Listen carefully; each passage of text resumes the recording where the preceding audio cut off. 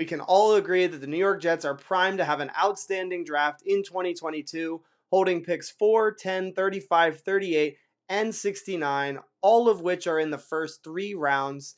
Today, though, I'm here to explain to you that trading back from that 10th overall spot is one of the most ideal scenarios that could come our way on draft night. Let's go ahead and let's get after it.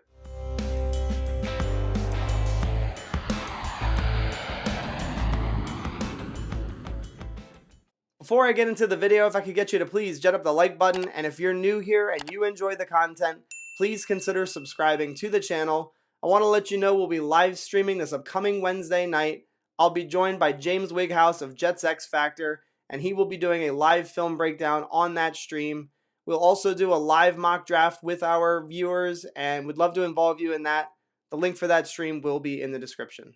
I know what you're about to say. I already can sense it. Quality over quantity, and I do understand, and that could be a valid argument here.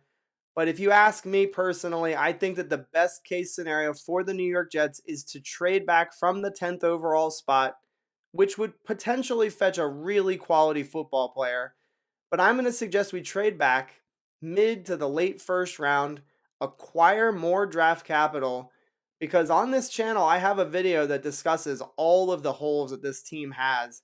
And you can go right down the list, guys. Cornerback, safety, linebacker, edge, wide receiver, guard, tight end. There's just so many holes to fill.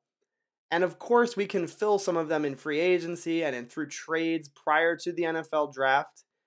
But you're not going to be able to fill all of those holes up. And it's just not possible.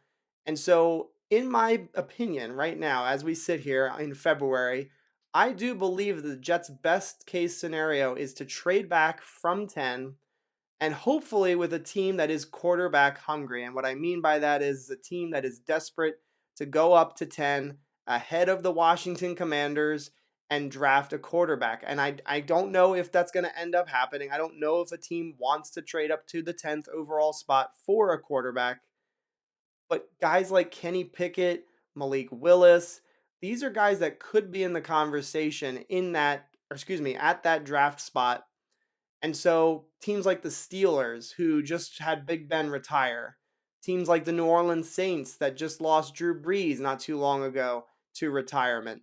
And there's other teams too, like I said, the Washington Commanders at the 11th overall spot, they very well could be looking to nab a quarterback. And so if you get one of these teams to trade up, you're probably going to be getting an asset in this draft, likely a second round pick, and potentially even more in the future. And again, Joe Douglas, he talks a ton about it, how he wants to build this team through the draft. And again, if you continue to, do this type of maneuver where you collect draft picks, it offers so much future flexibility. And again, I think that this is the right move because of all of the holes that we have. So you might be asking yourself, what player could we, be targeting if we do trade back in that 18 to 20 range, which I think, again, is the sweet spot in this draft, mid to late first round and also the early second round. Guys like Trevor Penning, if you're into an offensive lineman that's got a nasty attitude, that guy fits the bill.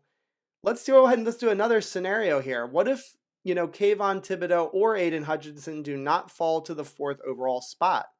Well, if you trade back to 20 into that 20s range, Jermaine Johnson, the second out of FSU, could be an awesome answer for our edge concerns. Wide receiver Treylon Burks, I think he could be available at that spot as well. Another player and another position that could definitely fill a huge need for us. It might be a little early, but Zion Johnson, the guard out of Boston College, I think that's another player that's climbing up the draft boards. And if we were to land back into that 20s range, could definitely go ahead and grab him. I personally am not in favor of doing this, but Trey McBride is a guy that's also potentially going to be in that late first round conversation. If we trade back from 10, land another second round pick, I think I might be convinced that that could work out. If you trade back and draft Trey McBride to give Zach Wilson another weapon, that's another possibility. The linebackers in this draft class, I don't know if, both of them are going to be available, but there's a chance that one of them could be. So Devin Lloyd out of Utah, Nakobe Dean out of Georgia, potentially one of those guys slips to the 18 to 20 range there, and you go ahead and you pluck up just an awesome defender for this defense. There are cornerbacks that could be had. Roger McCreary is one of my favorites out of Auburn. You could definitely make the case that he could be a pick there. So you get the gist. There's a lot of options at that 20th overall range where the New York Jets could go ahead and fill a ton of holes and still get another draft pick of premium quality. The last two reasons why the New York Jets should move back from the 10th overall spot is very simple. The first one, you get another dart. And the more darts you have, the better chance you have to hit a bullseye, to land an outstanding football player. And that, again, that's what the draft is all about, is finding those blue chip players in the mid rounds to fill out your roster.